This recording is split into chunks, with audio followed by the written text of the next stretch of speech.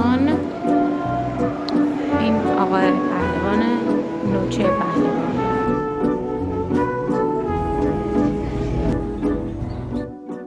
اتاقم اتاقیم نیست، بیاین بهتون یه دونه روم تور بدم. این کلان اتاقی که میمونم دورمیته، یعنی هم اتاقی دارم. این تخت منه، میخوام اگه کسی نیست جا بجشم برم اونجا چون که گوشه تره. تخت هم اتاقیمه و اینجا هم حیات هاستله، خیلی خوشگله، تازه آبم زدن بهش، یه نمه خیلی خوبی میده و آره دیگه همین. اول از همه ببخشید بابت سرصدای زیاد. دومی که آقا ما وقتی مثلا آب و هوا رو چک میکنی، شیراز و اصفهان خیلی همدمان، نهایت 1-2 درجه اختلاف داشته باشن. بعد همون 1-2 درجه هم وقتی میای شیراز گرمتره، یعنی میزنه همدمه ولی گرمتره. بعد من رو اون حساب لباس برداشتم، ولی الان که اومدم اینجا خیلی گرمتره، خیلی گرمتره و من با تیشرت اوکیم با اینکه آذری. بعد دارم به این فکر میکنم که من همین یه دونه تیشرت رو دارم، همش هودی و دورس آوردم. هورا. شلوارم مشکیه خب و رنگ میده. امیدوارم که از شلوارم باشه. میخوایم بریم بیرون. من 3-4 باره اومدم شیراز ولی تا حالا داخل ارگ نرفته بودم. بلیط گرفتم که برم و فکر میکردم به خاطر مرمت اینا بسته است. نارنج بهشونه یا پرتقال یا یک گردالی که در آینده زرد میشه. I don't know. پیشو هم داره. بریم مسیر باز ادامه بدیم. اشتباه کردم، باید قبل از اومدن به اینجا قهوه میگرفتم. خیلی خوشگله. الان قهوه باید بخوری اینجا ولی we don't have it.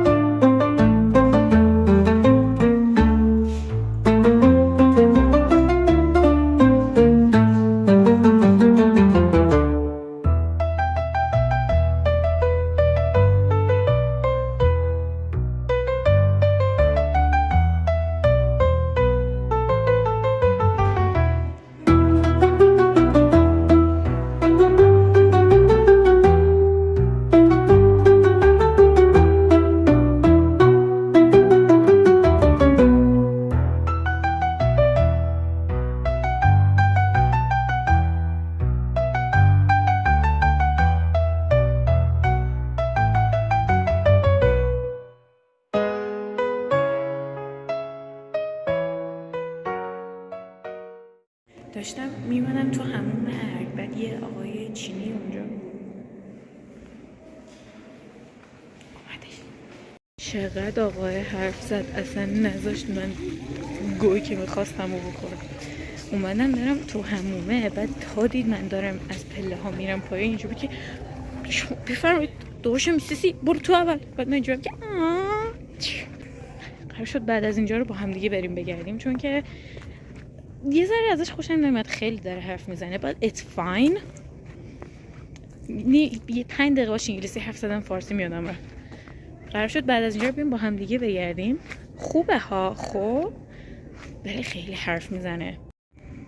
گوشنمه، تشنمه، قهوه میخوام. آقای خیلی حرف میزنه ولی قراره با هم دیگه بقیه جاها رو بگردیم که به نظرم ایده خوبیه چون تنهایی گشتن واقعا خیلی حس آکوردی داشت و الان خیلی راحت‌تر میتونم فیلم برداری کنم.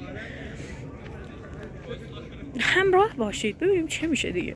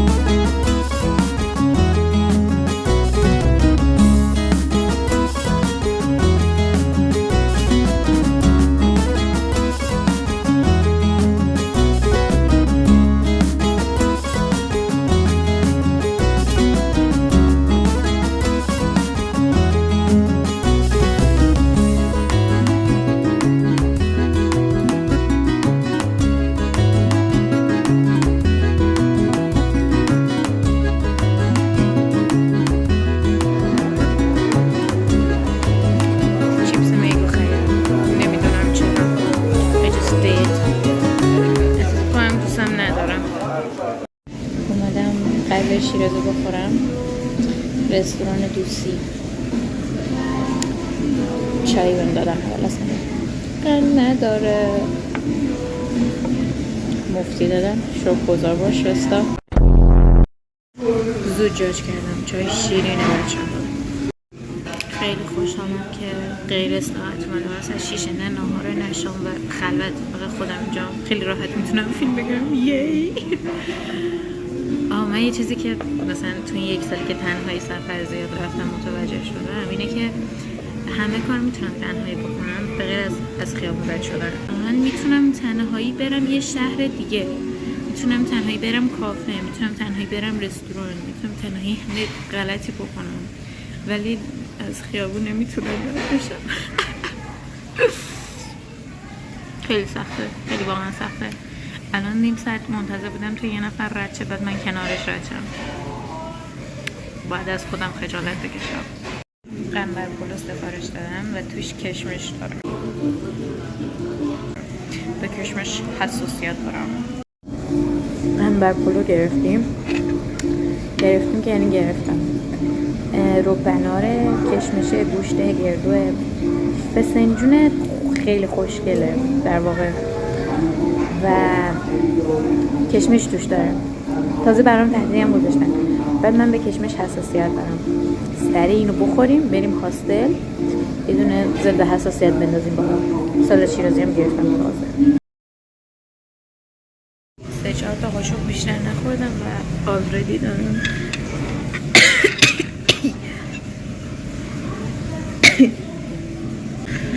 و همین الانشم دارم حساسیتشون ببینیم قشنگ دارم بالا رفتن دمای بدنم رو حس میکنم و دوستم داره میخوره. یکم دیگه قرمز میشم. اصلا نگاه چقدرشو خوردم.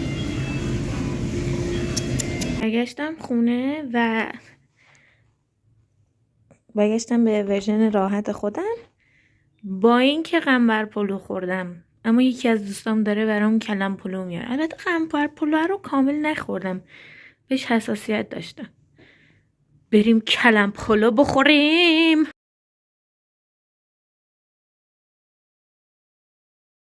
چشموشو مادر.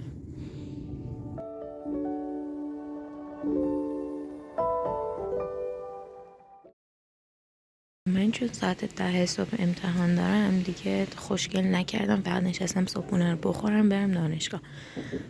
صبحانمه. خدافظ. دانشگاه رفتیم، حمومم رفتیم، تخت مرتب نکردیم. برنامه اینه که ظهر بریم حمام وکیل ببینیم، بعدشم نمیدونم چی کار میخوام بکنم. یه جو میریم دیگه ها.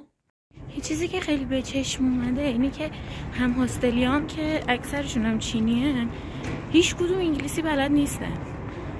مثلا هم اتاقیم که حتی در حد یور ویلکام هم نیست. اینجا که اوکی تhank you دیگه هیچی حالیش نیست و شاید دیگه از ترنسلیتر استفاده میکنن، در صورتی که سیم کارت هم نمیگیرن و بیرون از هاستل اینترنت ندارن ولی همچنان دنیا رو میگردن.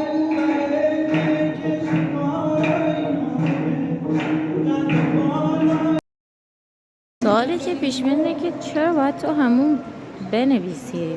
میرزا بنویس. سر صدا خیلی زیاده، نمیدونم صداش میاد یا نه، ولی اینجا صدای لیف و صدای آبم دارن پلی میکنن که چیز باشه، همراه با برادران لخت. فقط حس و حال این که خوابیده، اصلا گرم و بخار همون گرفته خواب. اصلا خیلی من اگه بودم این کارو میکردم.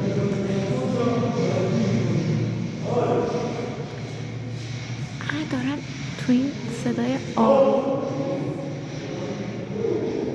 صدای آب و لیفی که گذاشتن با هم حرفم میزنن. چه باحال. ببین ارگم باید همینجوری خوشگلش کنید. نمیدونم چرا با اونجا نمیرسید. قشنگ مرمت شده. ماکت بوده. ماکت هاشون یکم ترسناکه بچه ها جون، ببخشید. پهلوان، این آقای پهلوان، نوچه پهلوان. احساس میکنم اگر در دوران قدیم زندگی میکردم نوچه پهلوان میشدم. یا زن نوچه پهلوانی شدم. سوالی که پیش میاد اینه که اینجا قبل حمومه یا بعد از حمومه؟ یعنی مثلا اینجا میومدن صحبت میکردن، چیز میز میخوردن، قلیون میکشیدن، بعد دوش میگرفتن، یا دوش میگرفتن بعد میمدن از این کارا میکردن. رعیت و مباشر و خان و دهقان و کد خدا، اینجا چیزه دارن بحث میکنن، اینجا دارن صحبت بزرگونه میکنن. این رعیت پول میخواد، این دهقانه میخواد نده ولی خانه میخواد بده، بعد این داره محاسبه میکنه که بهش بدن یا نده. از تنهایی چل شدم بچه ها، خودم میدونم. من مطمئنم این خیلی بد جنسه. خب یعنی این دوتا میخوام پول بدن، این نمیذاره، این پدر صلواتی. مامانم داره زنگ میزنه، حیات بنده خدا اینقدر به پول نیاز داره، بغض داره، چایشو نخورده، ولی این ده خدای کت خدای کیه این بیشور، چایشو سر کشیده، از حقوقش داده پایین. از این خوشم نمیاد، این بد جنسه.